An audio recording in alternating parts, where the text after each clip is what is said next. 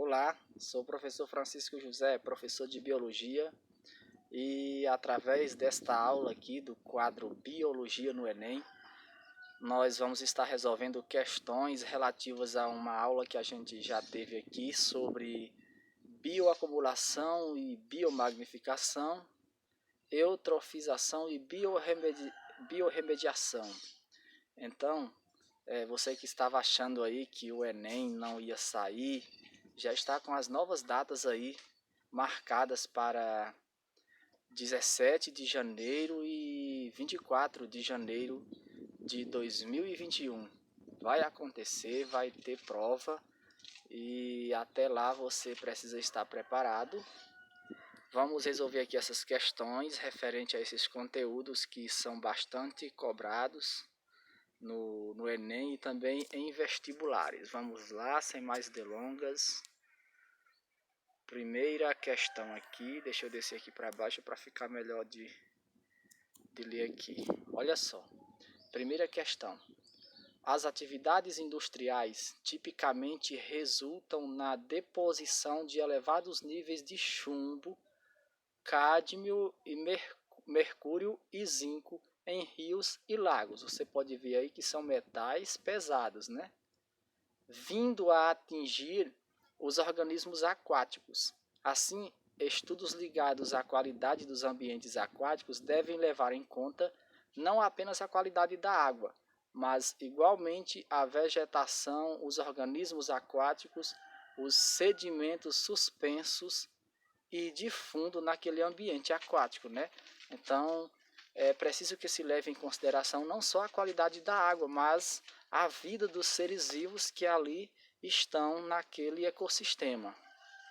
Seguindo aqui, olha, os metais, que por sinal aí são metais pesados, os metais tendem a se acumular em plantas e animais aquáticos, criando uma condição de toxicidade. Olha, os metais têm essa condição de se acumular, né? Criando essa condição de toxicidade, gerando um problema. Esse fenômeno conhecido como bioacumulação, a questão versa sobre bioacumulação, pode ser agravado por meio das relações tróficas em um ecossistema aquático, quando ocorre a biomagnificação, que a gente viu na aula, que é o prosseguimento da acumulação, da bioacumulação dos metais pesados nos organismos vivos ao longo dos níveis tróficos das cadeias e teias alimentares. Então ocorre a biomagnificação, processo em que a concentração de contaminantes nos tecidos aumenta à medida que se avança nos níveis tróficos da cadeia alimentar, o que faz com que as concentrações de metais nos seres vivos se tornem altamente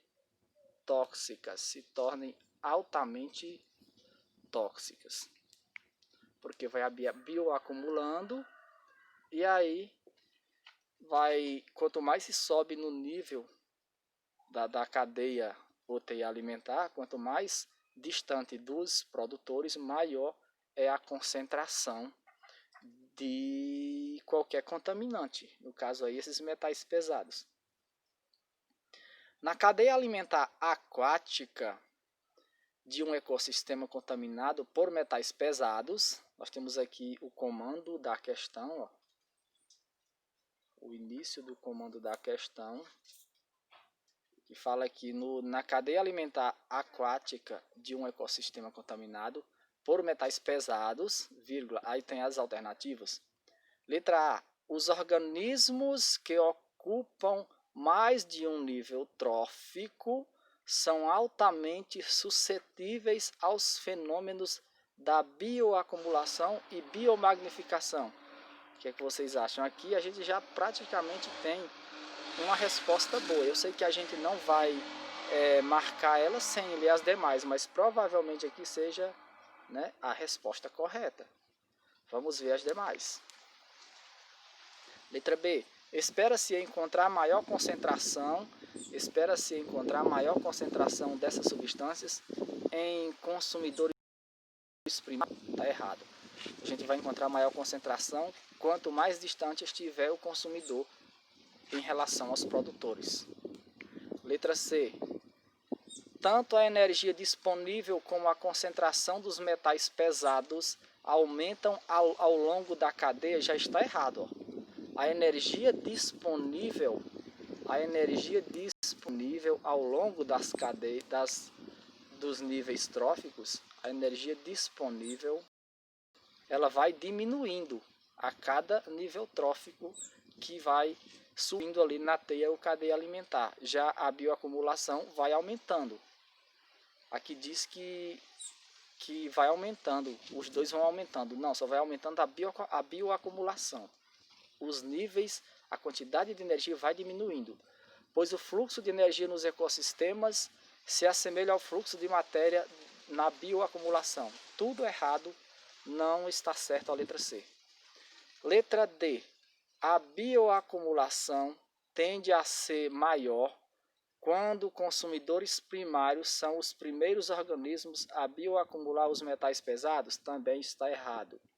Não é nos primeiros organismos, não é nos consumidores primários que a bioacumulação é maior. Está errado também essa letra D. Letra E. A bioacumulação não afeta os organismos produtores, porque estes são autótrofos, portanto não se alimentam da matéria orgânica disponível no ambiente aquático. Claro que a bioacumulação acontece primeiramente nos organismos produtores.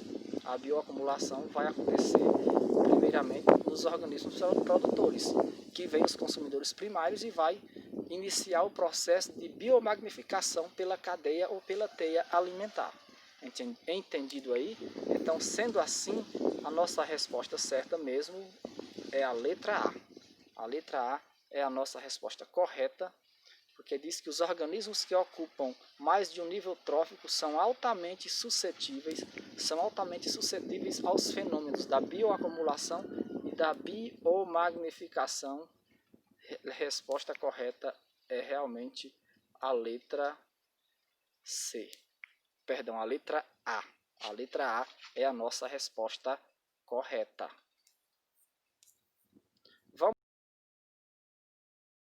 Vamos para a segunda questão. Esta do Enem de 2010.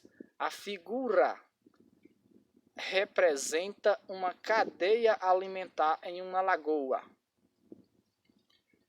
As setas indicam o sentido do fluxo de energia entre os componentes dos níveis tróficos.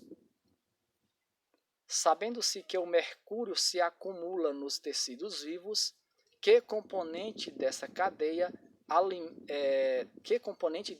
alimentar apresentará maior teor de mercúrio? Deixa eu colocar bem aqui o fundo, que eu esqueci de colocar aqui.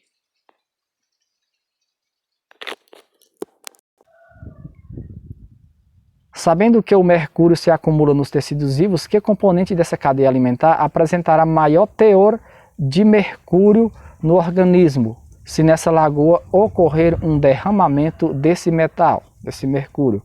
Vamos analisar aqui essa teia alimentar aí, que é composta por várias cadeias alimentares. Aqui abaixo nós vamos ter as alternativas. Vamos analisar a imagem. Se você analisar aqui, olha, nós vamos ter aqui, ó, os produtores aqui. E aí nós temos um peixinho aqui como consumidor primário. Temos aqui um caracol como consumidor primário, né? Aí temos esse peixe grande aqui como consumidor secundário para essas duas cadeias, tanto para essa como para essa. Ó, pode observar que essa seta, ela mostra aqui duas cadeias. E nós temos aqui como consumidor secundário, pode observar aqui que nós temos como consumidor secundário a ave lá em cima, né? Nós temos a ave como consumidor secundário das duas cadeias, porque ela é capaz de comer o peixinho pequeno e também o peixe grande. Nós temos o peixe aqui sendo consumidor secundário em relação a essa cadeia aqui, né? Porque ela consumidor primário é o caracol, deixa eu ajeitar aqui, é o caracol que está aqui. Consumidor primário e consumidor secundário. Aí tem essa aqui, o peixinho consumidor primário e o peixe aqui grande secundário. Aí tem o peixinho pequeno como consumidor primário e a ave nessa cadeia aqui consumidora secundária. Já nas outras duas acontece a mesma coisa, né? Consumidora secundária. Né? Então vamos ver bem aqui o que é que fala as alternativas. Mas antes a gente já dá para perceber aqui que é que vai bioacumular em maior quantidade. A gente viu nas aulas que quanto mais distante do produtor, quem é o produtor? Aqui, ó, os capins aqui.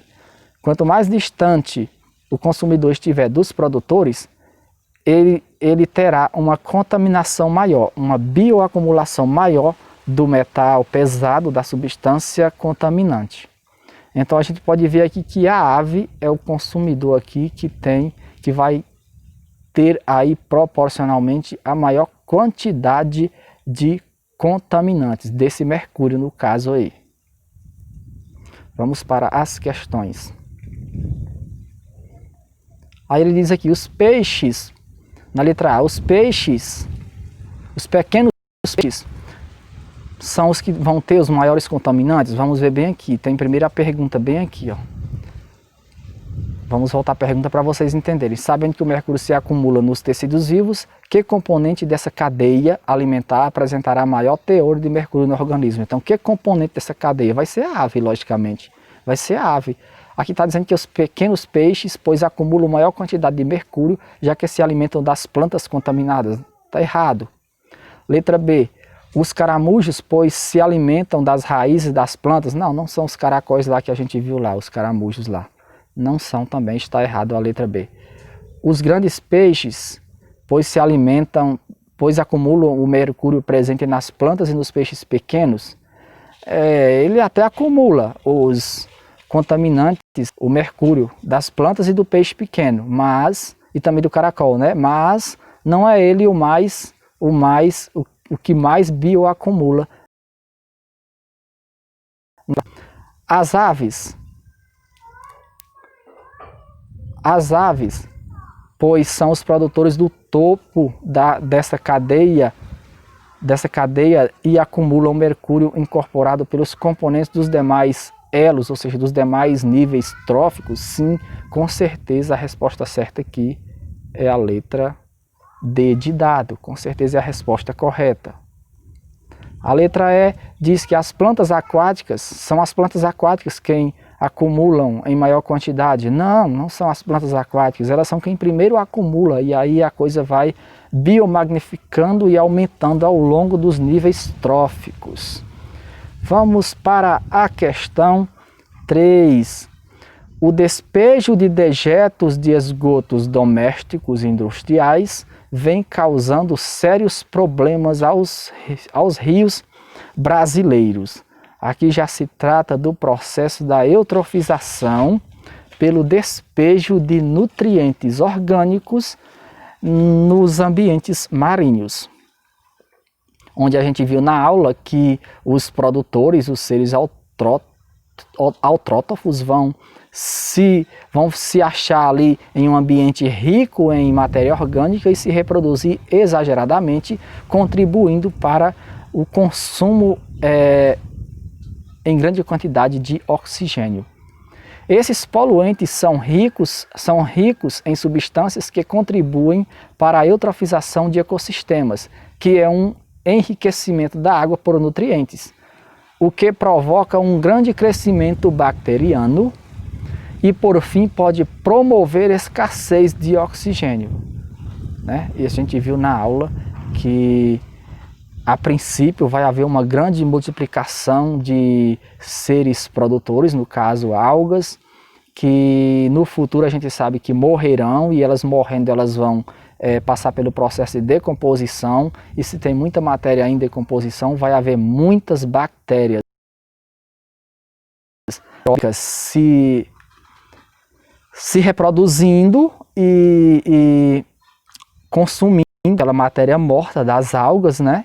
E por conseguinte as próprias bactérias aeróbicas vão morrer, e aí vão surgir a explosão aí das bactérias anaeróbicas, provocando aí a quantidade de oxigênio muito inferior, provocando aí a diminuição considerável do oxigênio, fazendo com que a água fique também com mau cheiro devido às bactérias anaeróbicas, e uma das principais consequências dessa falta de oxigênio é a morte de animais aquáticos, como os peixes.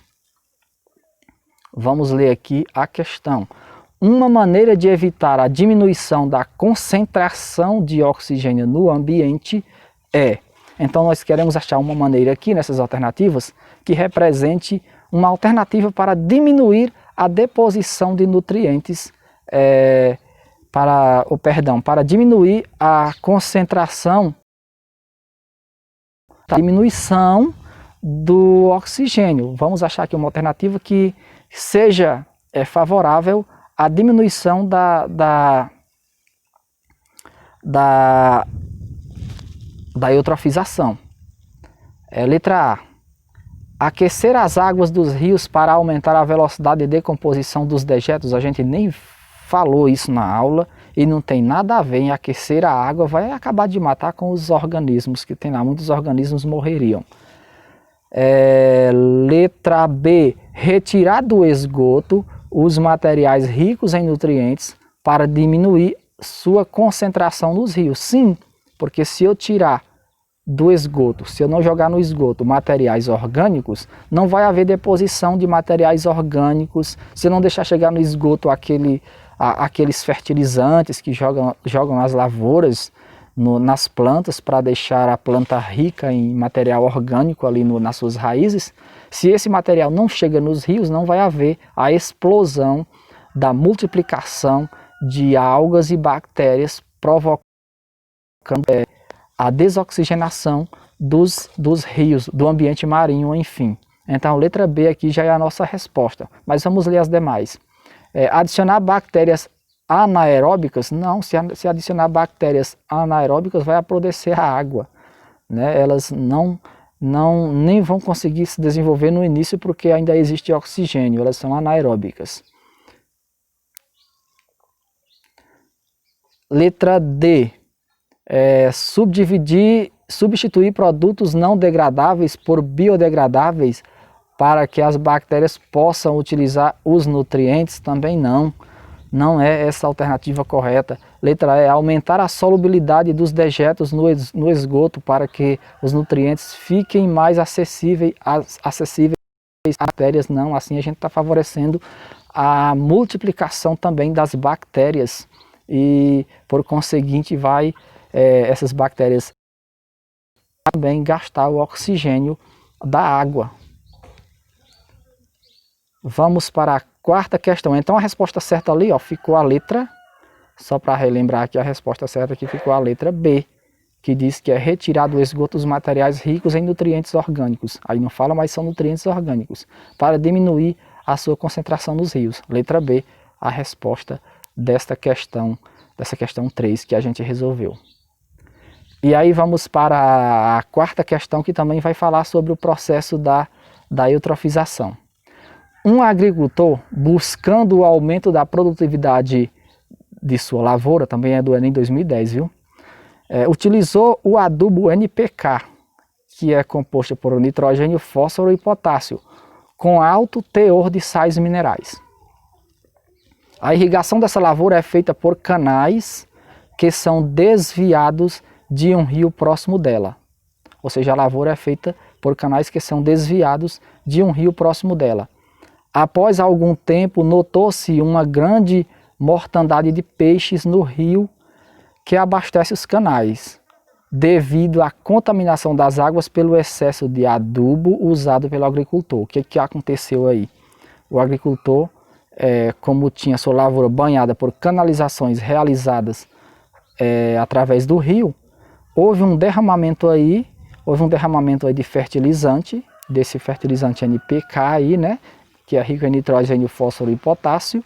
Houve um derramamento dele no rio e a explosão da multiplicação de seres autotróficos que também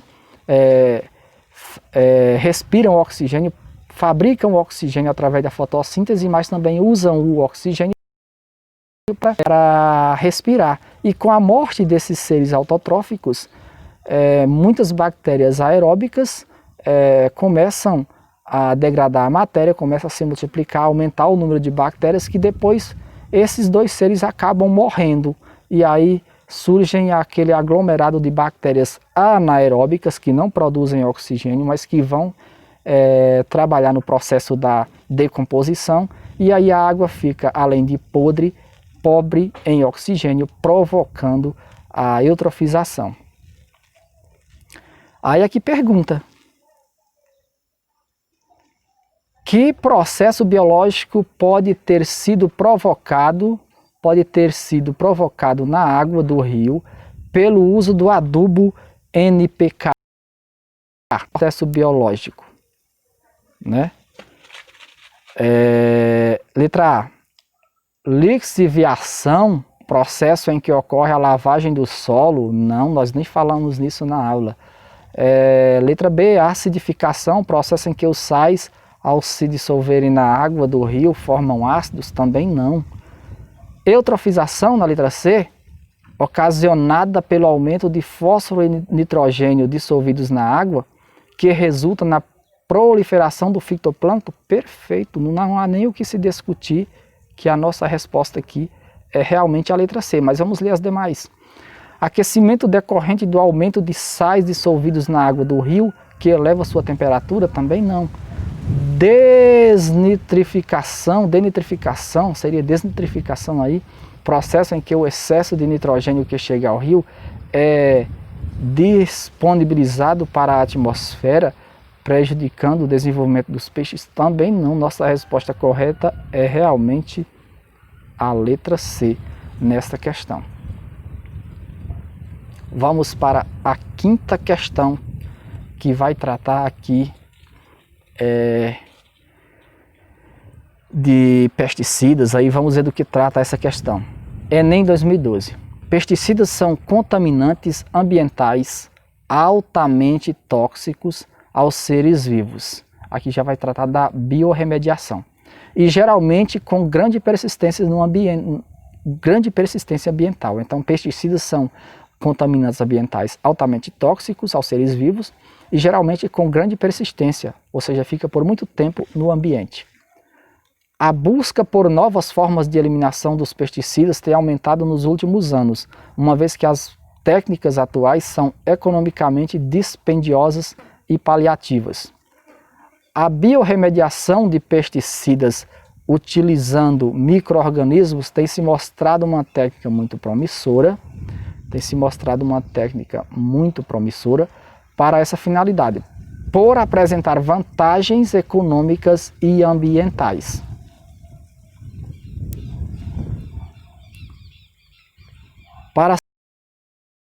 Para ser utilizado nesta técnica promissora, um micro-organismo deve ser capaz de... Então, como que deve ser um organismo para que ele possa ser utilizado nessa técnica de biorremediação? A gente lembra da aula ainda, se vocês lembram, na aula a gente falou que biorremediação é um processo utilizado muito para tirar contaminantes, substâncias tóxicas que caem no meio aquático.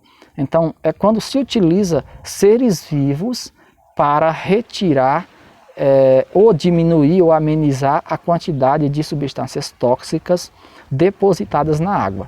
Então a pergunta é: para ser utilizado nesta técnica promissora, um micro-organismo, que é um ser vivo, né, deve ser capaz de quê? Letra A: transferir o contaminante do solo para a água? Não, nada a ver, né? Letra B: absorver o contaminante sem alterá-la quimicamente? Não, aí não adianta.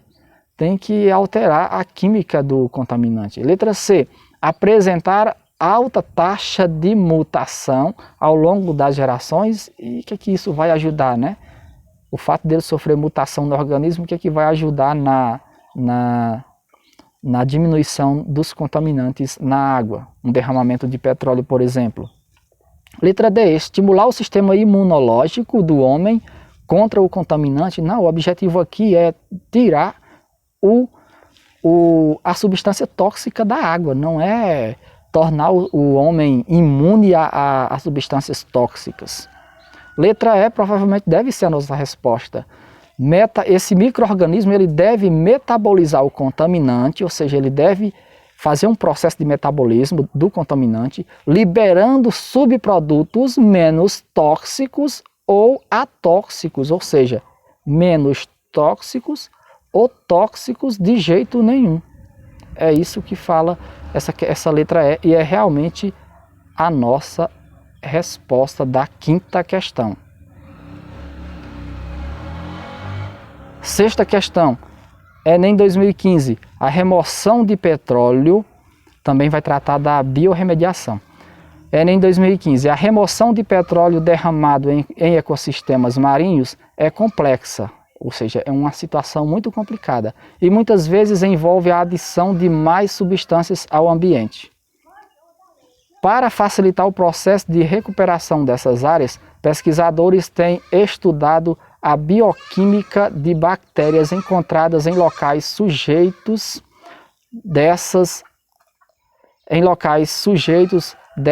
a esse tipo de impacto. Vamos ler novamente que bagunçou tudo aqui.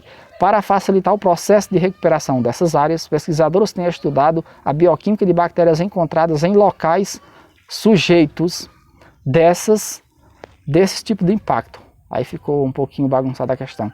Eles verificaram que algumas dessas espécies utilizam as moléculas de hidrocarboneto, que está presente no petróleo, né? O petróleo é propriamente hidrocarboneto.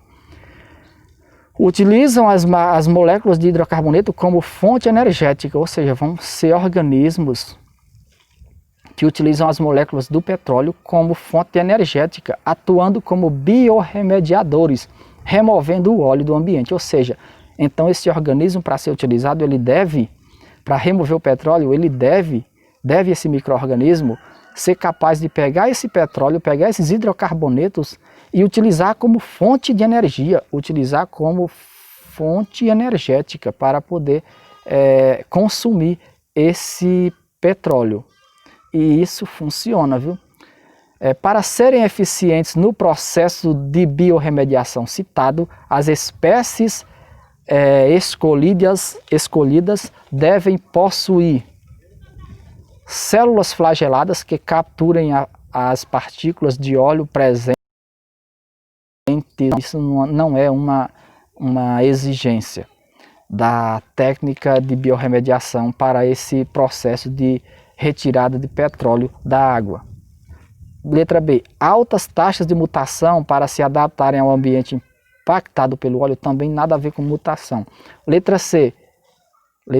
Aqui ele diz que ele deve possuir letra C. Deve possuir enzimas que catalisem reações de quebra das moléculas constituintes do óleo. Provavelmente seja a nossa resposta aí, viu? Letra D, parede celular espessa que impossibilite que as bactérias se contaminem com o óleo. Não, porque a gente quer que as bactérias consumam o óleo, os hidrocarbonetos. Letra E, capacidade de fotossíntese que possibilita a liberação de oxigênio para a renovação do ambiente poluído. O aumento de oxigênio não vai diminuir a quantidade de contaminantes no ambiente aquático.